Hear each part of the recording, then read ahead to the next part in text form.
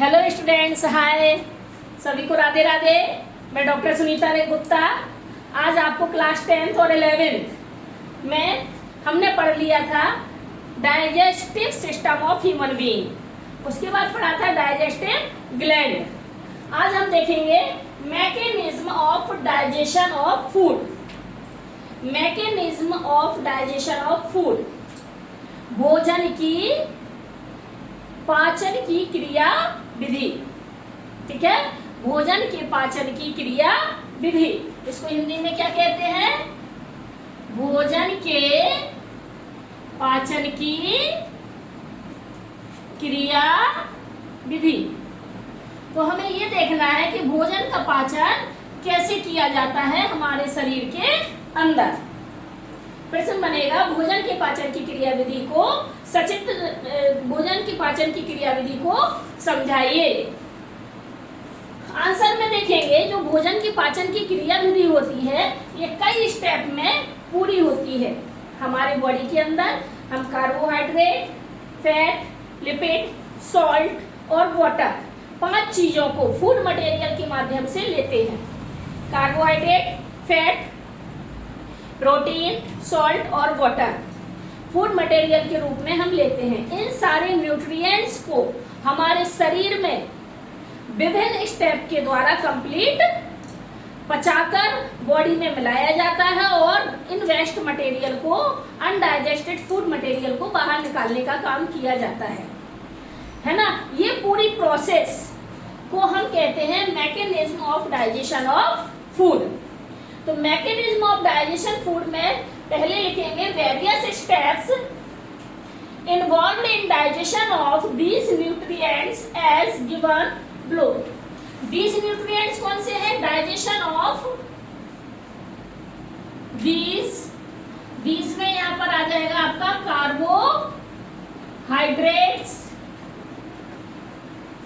Carbohydrates, दूसरा आ जाएगा protein, lipid, water और सॉल्ट एंड सॉल्ट। ठीक है, ये वेरियस हमारे क्या है? न्यूट्रिएंट्स हैं। इनको हम डाइजेस्ट करते हैं। कितने स्टेप होते हैं? हमारी जो डाइजेशन की, फूड डाइजेशन की जो प्रोसेस होती है वो 5 स्टेप में कंप्लीट होती है। इंजेशन, डाइजेशन, एब्जॉर्प्शन, एसिमिलेशन और इजेशन। कौन कौन सी बताई है हमने?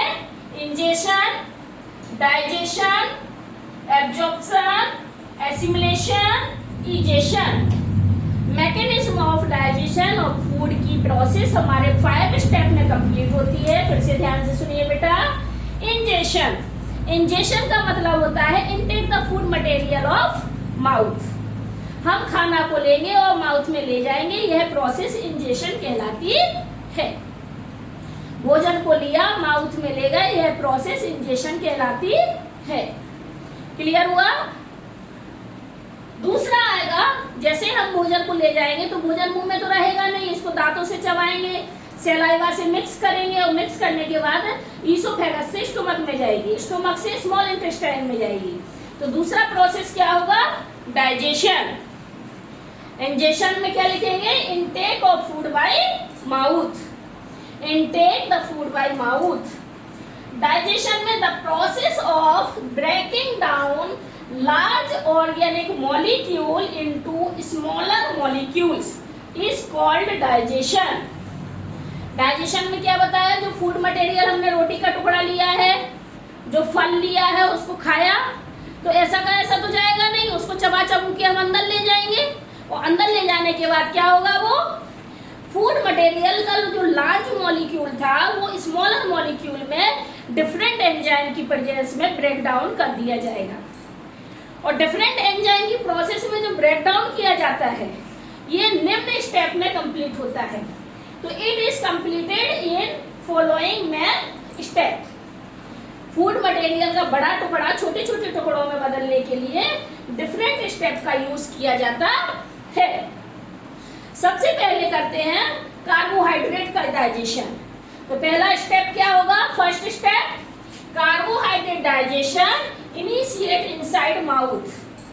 कार्बोहाइड्रेट का डाइजेशन हमारे माउथ से ही स्टार्ट हो जाता है। Starch is converted to simple sugar. Mouth में स्टार्च कन्वर्ट हो जाती है शुगर में बाय सैलाइवरी एमाइलेज। हमारी जो माउथ होता है, माउथ के अंदर सैलाइवरी एमाइलेज एक एंजाइम होता है जिसे टाइलिन एंजाइम के नाम से भी जाना जाता है। यह एंजाइम स्टार्च को शुगर में कन्वर्ट कर देता है। यानी माउथ कैसे नेचर का है? एसिडिक नेचर का है ना। माउथ कैसा है? एसिडिक नेचर का है। और जब माउथ एसिडिक नेचर का और एसिडिटी अगर हमारी ज्यादा बढ़ जाती है तो दांतों में कोरोजन स्टार्ट हो जाता है। समझ रहे हो? दांत हमारे घुलना स्टार्ट हो जाते हैं। तो पहला, माउथ में जब कार्बोहाइड्रेट जाएगा माउथ के अंदर तो स्टार्च कन्वर्ट हो जाता है शुगर में सैलाइवरी एमाइलेज की प्रेजेंस में। आगे के स्टेप हम देखेंगे, इसको लिख लीजिए, फिर हम साफ करके आगे का लिख रहे हैं।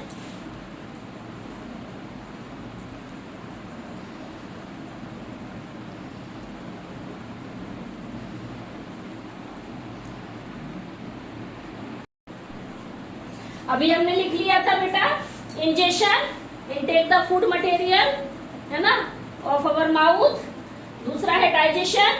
डाइजेशन में हमने लार्ज मॉलिक्यूल को स्मॉल मॉलिक्यूल में ब्रेक डाउन किया है। ब्रेक डाउन करने में निम्न स्टेप फॉलो किए थे। पहला स्टेप हमने क्या किया था, लिया था और उसको हमने कार्बोहाइड्रेट जो था, कार्बोहाइड्रेट में हमने डाइजेस्टिव एंजाइम मिलाकर स्टार्च को शुगर में कन्वर्ट किया था। दूसरा स्टेप है, कार्बोहाइड्रेट हो गया है, स्टार्च में शुगर कन्वर्ट हो गई है जो माउथ के अंदर हुआ था। दूसरा है प्रोटीन। ये सारी की सारी चीजें डाइजेशन हो रहा है, वो भी स्मॉल इंटेस्टाइन के अंदर। Protein are converted to peptones with the help of pepsin and rennin. तो प्रोटीन जो है, ये प्रोटीन किसमें कन्वर्ट हो जाती है? पेप्टोन्स एंजाइम की उपस्थिति में पेप्सिन और रेनिन में कन्वर्ट हो जाती है ना। पेप्सिन और रेनिन ये दो एंजाइम हैं। इन एंजाइम्स की प्रेजेंस में, पेप्सिन और रेनिन क्या है? एंजाइम है। इन एंजाइम की प्रेजेंस में प्रोटीन पेप्टोन्स में कन्वर्ट हो जाती है। अगला स्टेप क्या आएगा? Emulsification of fat with the help of bile juices. अब हमारा लिवर आ गया है। लिवर में क्या होता है? गॉल ब्लैडर, और गॉल ब्लैडर बाइल जूस को स्टोर करके रखता है। और वही बाइल जूस जब फूड मटेरियल आता है तो वहां से क्या करता है? बाइल जूस फूड मटेरियल में मिल जाता है और फैट का क्या कर देता है? लिपिड का पाचन करना चालू कर देता है। इस प्रोसेस को इमल्सिफिकेशन कहते हैं। अब इमल्सिफिकेशन में break down of emulsified fat by lipase. Fat का किसमें हो जाता है? लाइपेज एंजाइम के द्वारा। लाइपेज क्या है? एक एंजाइम है। तो लाइपेज एंजाइम फैट को इमल्सिफाइड करके ब्रेक डाउन कर देता है। क्लियर हुआ इतना? सबसे पहले कार्बोहाइड्रेट मुंह के अंदर आया, स्टार्च को उसने क्या किया? शुगर में कन्वर्ट किया। फिर दूसरा काम क्या हुआ?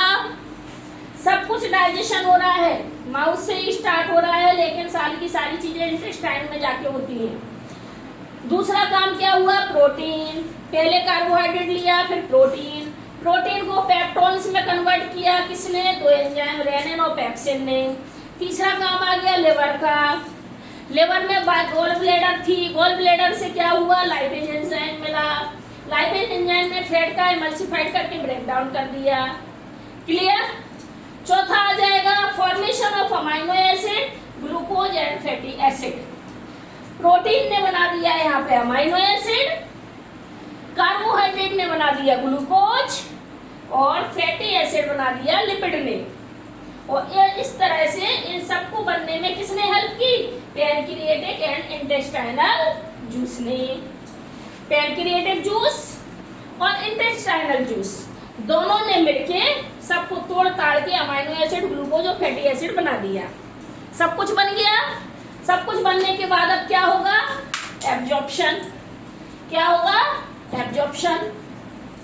तो हमारी जो स्मॉल इंटेस्टाइन होती है उसमें फिंगर लाइक प्रोजेक्शन पाए जाते हैं जिनको बिली कहते हैं, और यही बिली डाइजेशन करती है ना। तो डाइजेस्टिव फूड मटेरियल को एब्जॉर्ब करने की प्रोसेस को एब्जॉर्प्शन कहते हैं। ठीक है, आगे पढ़ेंगे हम इसको लिख लीजिए, फिर हम साफ करके आगे बता रहे हैं आपको।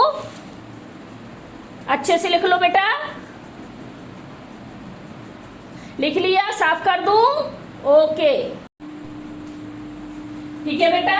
अभी आपने देखा था इंजेक्शन, फूड को माउथ में ले गए थे, डाइजेशन इंटेस्टाइन में जाके खूब बड़े बड़े बिग मॉलिक्यूल को लार्जर मॉलिक्यूल को स्मॉलर मॉलिक्यूल में कन्वर्ट किया, उसमें कई सारे स्टेप लिए थे।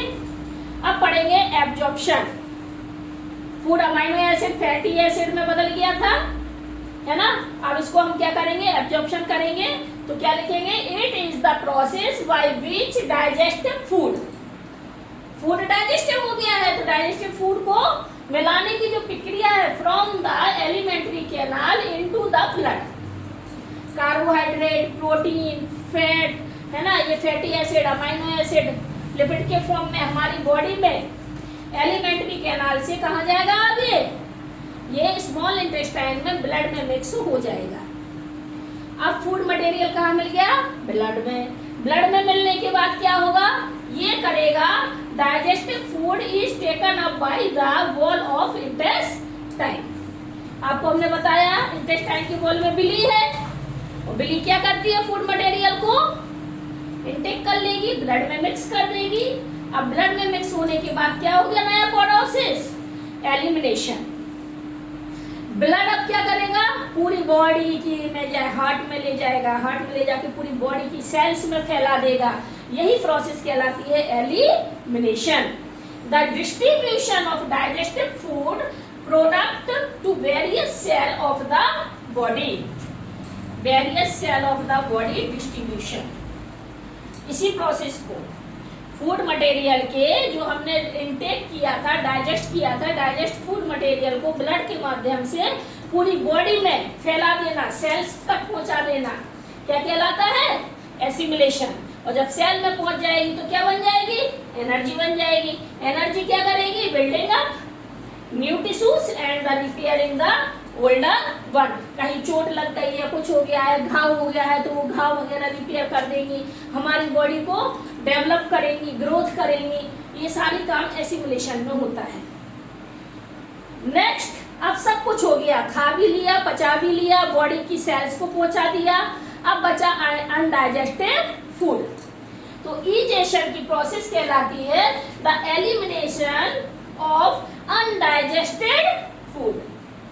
अनडाइजेस्टेड फूड को बॉडी से बाहर निकालने की जो प्रोसेस होती है उसे इजेशन कहते हैं। और ये लार्ज इंटेस्टाइन में जो कॉलन होता है, large intestine through anus is called egestion, है ना। लार्ज इंटेस्टाइन के कॉलन से एनस के द्वारा बाहर निकाल देते हैं, इसको कहते हैं इजेशन।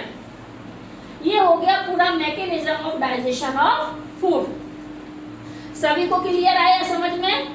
5 स्टेप में mechanism of digestion of food होता है। पाचन की जो क्रिया विधि है वो 5 स्टेप में पूरी होती है।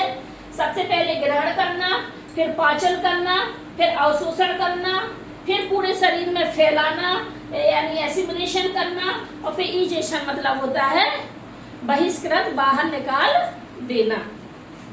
इंजेशन में फूड को माउथ के अंदर ले जाएंगे, डाइजेशन में इंटेस्टाइन में जाके पाचन करेंगे, बड़े बिग मॉलिक्यूल्स को स्मॉल मॉलिक्यूल में ब्रेक डाउन किया जाएगा।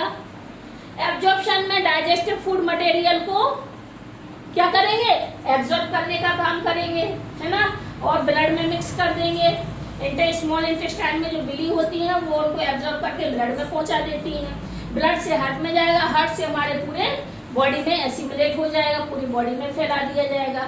बॉडी में जब सेल्स के पास चली जाएगी तो एनर्जी बनेगी, एनर्जी कन्वर्ट हो जाएगी, और एनर्जी क्या करेगी, है ना, इसके अलावा हमारी पुराने टिश्यूज को, सेल्स को रिपेयर करेगी और नई सेल बनाने में काम करेगी। जो अपच खाना होता है, अनडाइजेस्टेड फूड होता है, वो लार्ज इंटेस्टाइन के कॉलन में चला जाएगा और कॉलन से एनस के द्वारा बाहर निकाल दिया जाता है।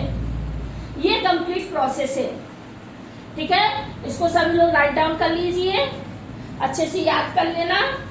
और यदि आपको हमारा चैनल पसंद आता है तो VC classes doctor Sunita Gupta को यूट्यूब पर ज्वाइन करिए, सब्सक्राइब करिए और शेयर करना बिल्कुल मत भूलिए। सभी बच्चे अपने अपने नोट्स भी प्रिपेयर करते जाइए, है ना।